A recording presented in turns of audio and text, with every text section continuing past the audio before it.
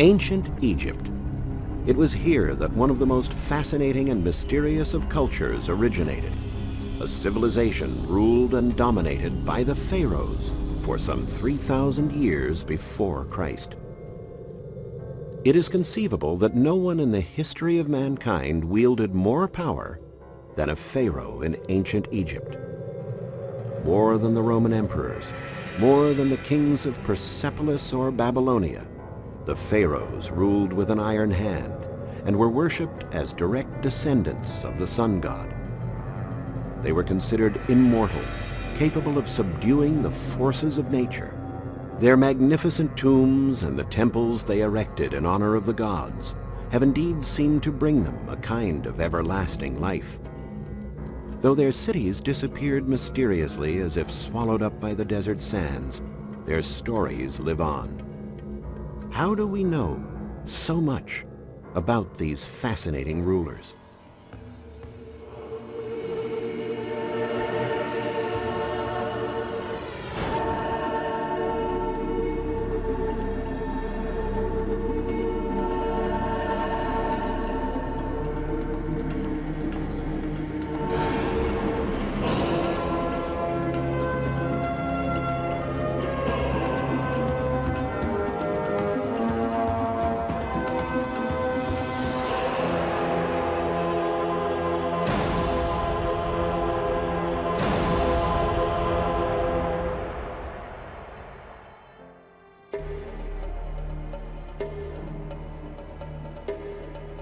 Modern-day Egypt lives side by side with remnants from the times of the pharaohs.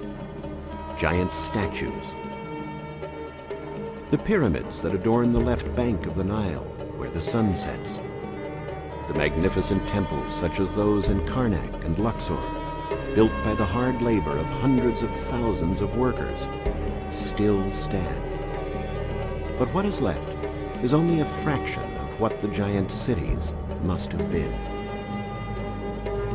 So why, in spite of the skill of these ancient builders, has so little of these ancient cities survived until today?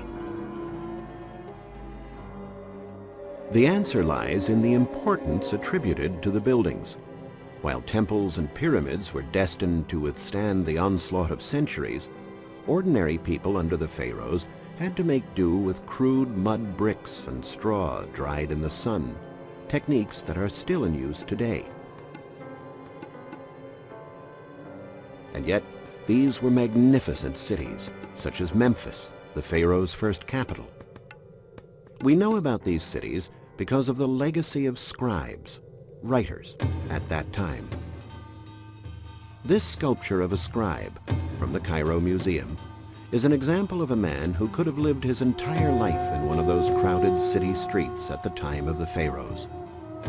Scribes were highly respected figures in ancient Egypt. Years of study taught them to master the art of writing hieroglyphics, and they enjoyed privileges and honors reserved for upper classes. Writing was beyond the scope of the great majority of the population and was thus shrouded in mystery.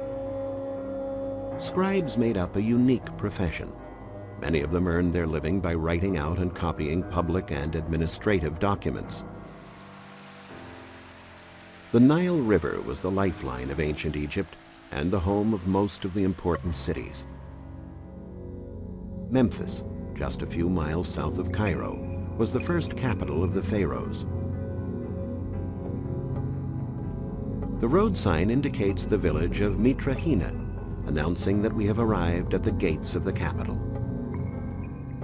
It is difficult to imagine that such a desolate spot could have been the heart of one of the largest and richest cities in the ancient world. And yet, 4,000 years ago, there were majestic palaces and temples here, surrounded by an intricate maze of houses and streets. Memphis was home to some of the greatest minds of the era, brilliant scientists and refined sculptors, artists that created this alabaster sphinx, or this statue of Ramses II, one of the most impressive in all Egypt, buried under the sands for thousands of years. Nowadays, nothing remains of the ancient splendors of Memphis beyond this simple village, which is surrounded by the desert and a few date plantations. What became of this powerful metropolis, founded by King Menes in 3100 BC?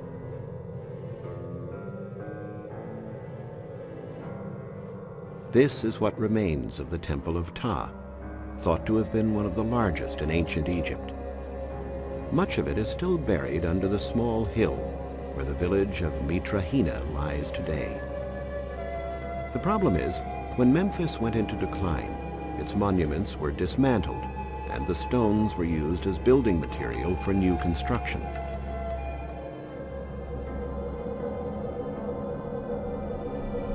In the distance, you can see one of the many temples that adorned Memphis in a later period. And this is how the capital itself might have looked if you attempted to cross the bustling streets of the city center over 4,000 years ago. As scribes have indicated, bakeries were an important part of life at that time. If you needed bread in the morning, you would have gone to a bakery like this one and bought a very special tasting bread. Bakers would remove the soft inside part of a loaf and sprinkle it with vinegar and water.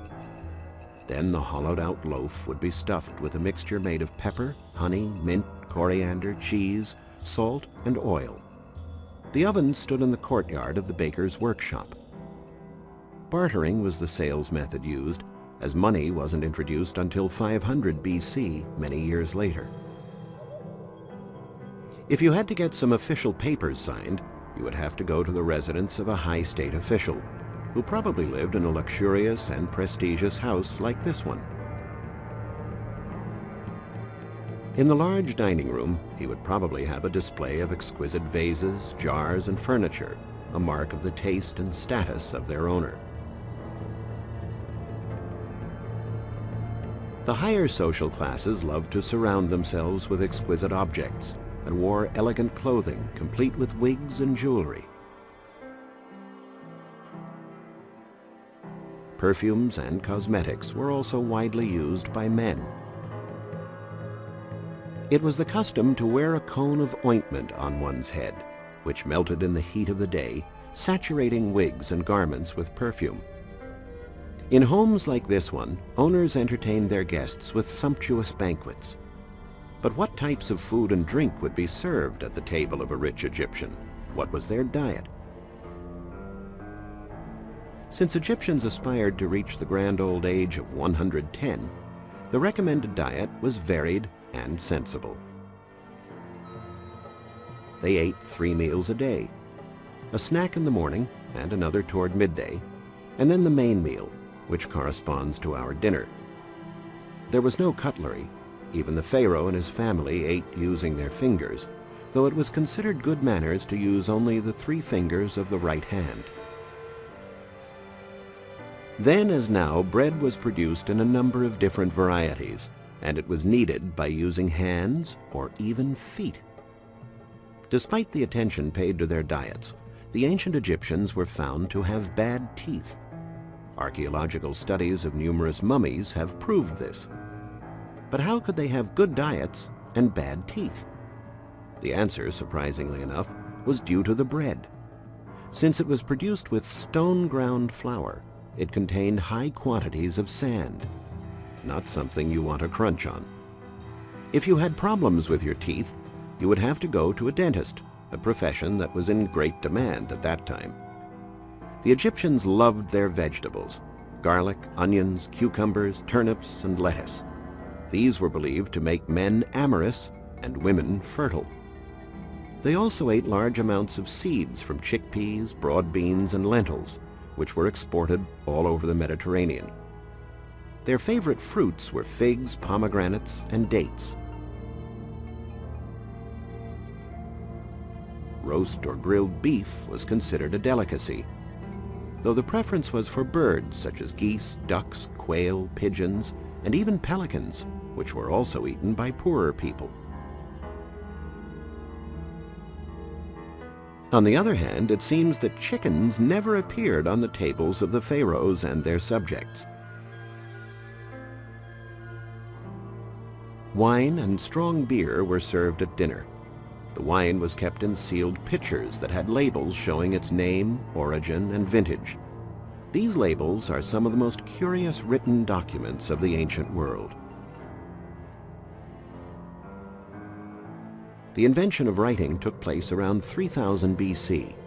As it spread, it allowed for organization of files and record-keeping within the country for the first time. Early writing was derived mainly from the observation of nature. Called hieroglyphics, it was a writing system that aimed to represent ideas by means of drawings. The word scribe, for example, was composed of the hieroglyphic zesh. It portrayed a scribe's work utensils, a palette with slots for red and black pigment, a jar or a water sack, a reed pen or a tool for smoothing papyrus, all tied up together. Thanks to this writing system and to the cursive version, hieratic script, we can understand the Egyptians' myths, fables, and scientific texts, along with their novels, travel journals, and adventure stories. The first adventure story in history is Egyptian, the story of Sinuhe, which was written more than 3,000 years ago. Egyptians had a strong sense of family, and women enjoyed a great deal of authority. The most common demonstration of affection was rubbing noses, while kissing was rare. Marriage was very important in ancient Egypt. The pharaoh could have more than one wife and, if he had the chance, lots of concubines. The man's goal was to give at least one child to each woman in his family. This is why Ramses II, one of the greatest Egyptian pharaohs, whose mummy is at the Cairo Museum, fathered more than 140 children. If you were looking for a lover and you couldn't find your way into their heart by regular means, you could resort to magic. Egyptians believed firmly in magic powers. There were magic cures for illnesses, formulas to ward off the evil eye, and love potions. Further down the Nile is Luxor, about 440 miles south of Cairo. Today it is a quiet place with boats skimming over the calm river waters and the narrow streets of the bazaar crossed by horse-drawn cabs popular with tourists. Luxor is the site of the ancient Egyptian city of Thebes, once the most powerful city in the world. Thebes was made capital instead of Memphis after its princes drove off the Hyksos people who had invaded Egypt around 1500 BC. Thebes, the city of 100 gates. A city where only the grains of desert sand exceeded the riches that its 500,000 inhabitants had accumulated. Unlike Memphis, Thebes has not disappeared completely. Amongst the modern buildings, you can still see temples, avenues of sphinxes, and other imposing structures of its magnificent past.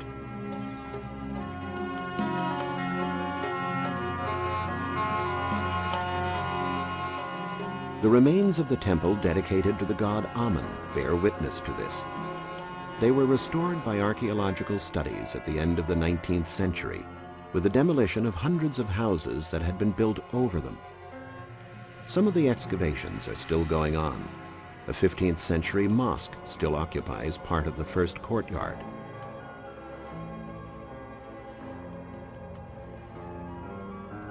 The temple lies parallel to the Nile.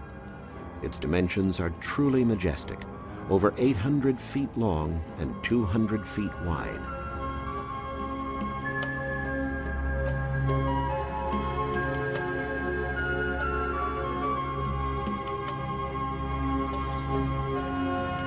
On this occasion, the statue of Amun left its more permanent residence in the Temple of Karnak and was moved on a sacred boat to visit this temple, its Ipet Reset, or Southern Harem. Two obelisks stood at the entrance to the temple. Now only one remains, but it is truly grand, over 80 feet high and weighing more than 230 tons. What happened to the second obelisk? Watching over the entrance are colossal statues of Ramses II, the pharaoh who was a fearless warrior. In the northwest corner of the temple's first courtyard is the Mosque of Abu el-Hagag, held in great esteem by Muslims. Among the columns here are statues of the pharaohs Amenhotep III and Ramses II. Here's what the entrance to the Temple of Amen would have looked like in ancient times. The facade was richly decorated with scenes from the epic battle fought by Ramses II against the Hittites in 1285 BC in Kadesh, in modern-day Syria. We can see now how the two massive obelisks would have dominated the entrance. The mystery of what had happened to the second obelisk was solved in 1835, when King Mehmet Ali presented it to King Louis Philippe of France. Less than 2 miles separate Luxor from Karnak, the site of the enormous complex dedicated to a trinity of gods, Amen, Montu, and Mut.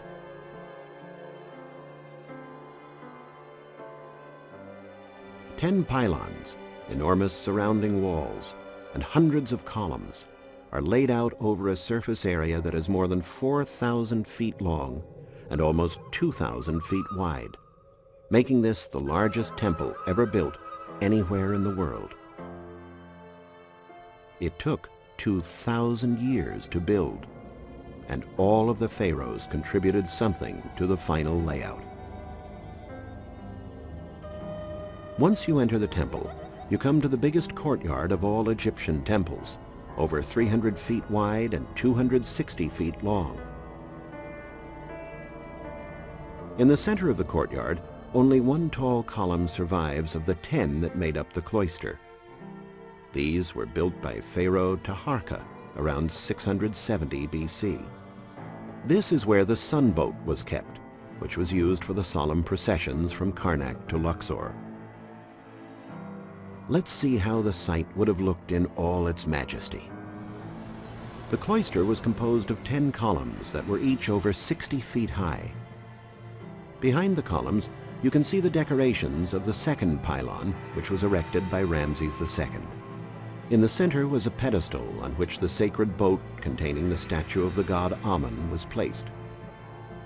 The dimensions of this area are simply colossal. Beyond the second pylon, you enter one of the most imposing monuments we have inherited from Egyptian art.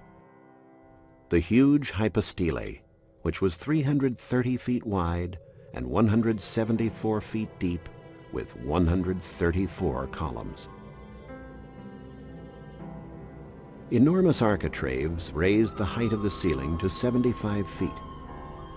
The 122 lateral columns, with papyrus-shaped capitals, are lower. This made it possible to put in windows that create amazing effects of light and shadow. The decorative scenes on the inside walls of the atrium, carved over 3,000 years ago, depict processions and coronation ceremonies.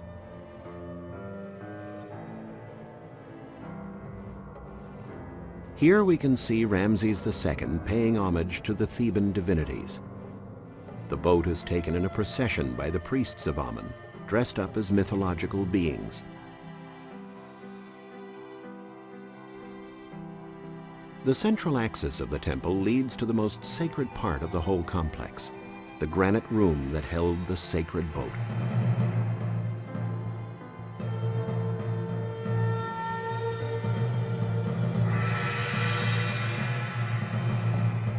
This is one of the 2 obelisks erected by Queen Hatshepsut. Almost 100 feet high, it is one of the tallest in all of ancient Egypt. Upon her death, her stepson, Pharaoh Thutmose III, who apparently detested her, had a wall built around the obelisk to obliterate the memory of the dead queen.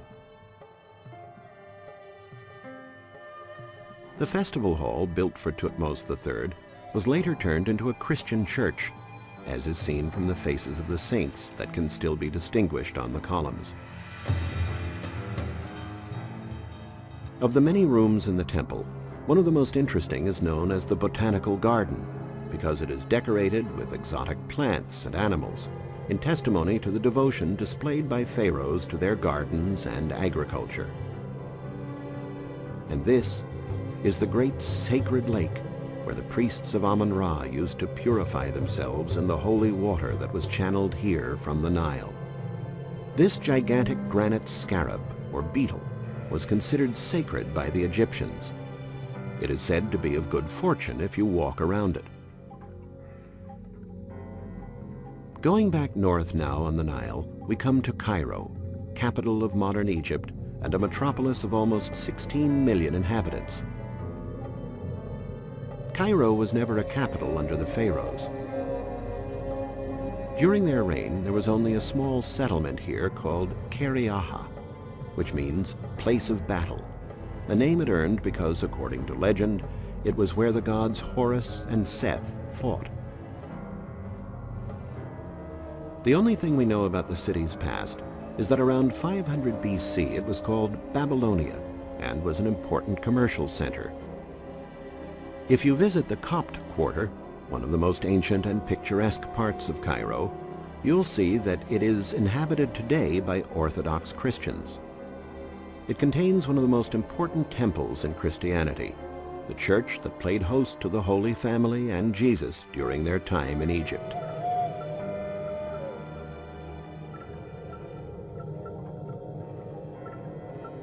During the Roman domination, Emperor Trajan had a fortress built here that was flanked by two huge round towers.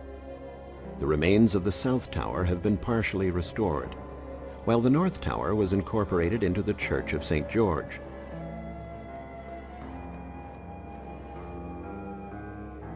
Further up the Nile, where the river hits the sea, is Alexandria, the city founded by Alexander the Great in 332 BC. It is the last capital of ancient Egypt, and where Cleopatra, the last direct descendant of the pharaohs, lived and died. Today, with 6 million people, Alexandria is the second largest city in Egypt. Though it is an enchanting spot, like most modern cities, the chaotic traffic detracts somewhat from its appeal.